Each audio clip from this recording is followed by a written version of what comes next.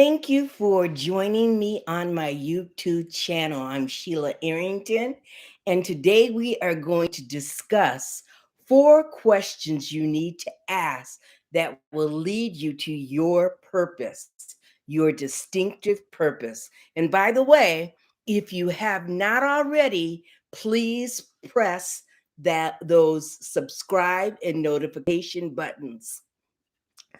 What are you passionate about? Would be your first question. When I think of the word passion, it is the same word that Jesus used when he said, "My zeal for my Father's house has consumed me." So he was very passionate about his Father's house and prayer. So you can ask yourself, what is it that gets me up in the morning? Something that might even be a hot button issue for you. These things that you wish that you could change. Maybe it is how certain people are treated. Maybe it's the environment, climate change, your concern for the elderly. What is it that you are passionate about? What is it that you would do even if you didn't get paid? That's just how much passion you have toward that thing. The next question is, what do your family or co-workers or friends say about you? I'm talking about good things they say about you, such as what are some of the talents or skills that they have mentioned to you? Or maybe you're one of those people, when you show up in a situation or in a room, people get excited because they value your perspective. They let you know that you are that one of those type of people that they value your opinion.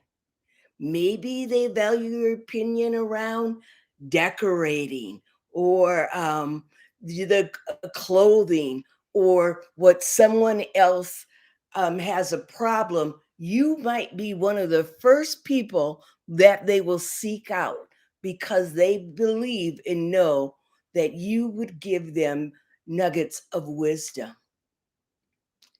And question number 3, what did the young child you, want to be, or what you thought about? That original girl or boy before you got tainted with the ideals of what others might say you should be or should do. What is it that the wonderful things your parents would do or say about you? I'm thinking about my grandson right now. He really has a comeback story or comeback for everyone. He's very thoughtful, and he chooses his words, and he is going to always have a rebuttal. And I say to him, "Man, you seem like you might just grow up to be a lawyer one day." Will he? I don't know. For me, even though I wasn't a really good student, I loved school. And when I would come home from school, I played school. And guess what? I did grow up to be a teacher. So that was one of the things that as a young child, I knew about me. So what are some gems inside of you that can maybe lead you to your distinctive purpose? So if you're getting something out of this right now, would you go ahead and push the like button as we move on to question number 3? What are some of your past experiences? These may be things that haven't been so great in your life. Sometimes God uses our past experiences and our painful moments in our life, um, that we could take that because of the empathy that we might have received for someone else who has, or is going through something that we have experienced. Maybe it's failed marriage, or difficult childhood, or prolonged illness. God will use our pain points and experiences in our lives, that these experiences help us to associate with others, because we have a unique understanding, because we walk through it. When you've walked through something, especially something difficult, usually you have a heart, a soft spot in your heart for someone else who is going through the same kind of trial or hardship that you have gone through. And God uses these things to help us minister and share with others.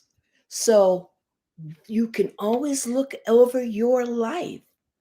And for me, I had a difficult period in my childhood where I experienced rejection, and I experienced some abandonment.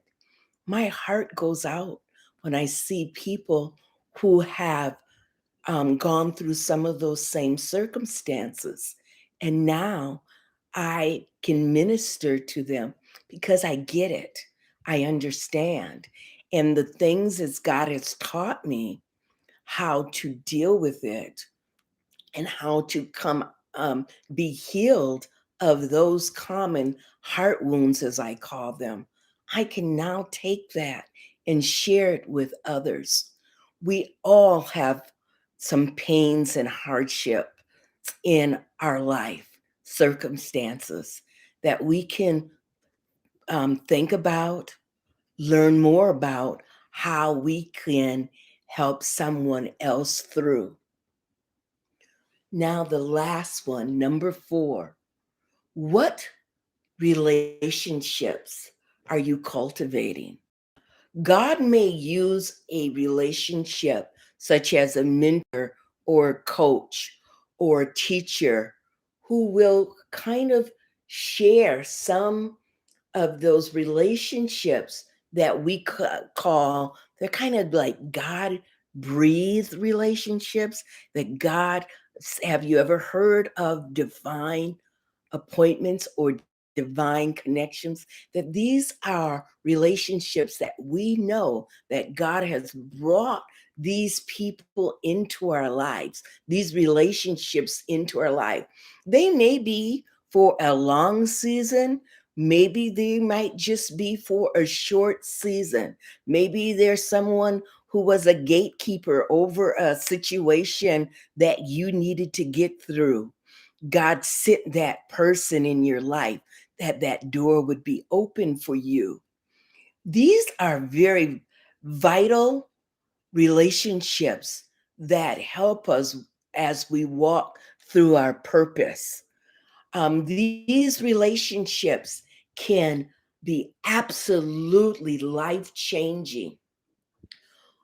the the reality is this, that we all need one another.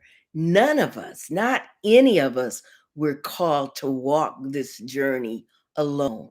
And God knows this, and He will bring those divine relationships and those divine connections in your life. So, as you look over the 4 questions to ask yourself, begin to ask them and jot them down so that you have a record that you will have, and that you can, in your prayer time, bring them to the Lord as you are searching out and seeking out your divine assignment, your distinctive purpose that God has brought you here in the earth to accomplish. Well, that's all for now. If you have not already, please subscribe to this channel. Hit that like button and notification so that we can be together again next Wednesday when we talk about purpose of gratitude. Again, this is Sheila Arrington, and I am so happy that you are with me today. Thank you.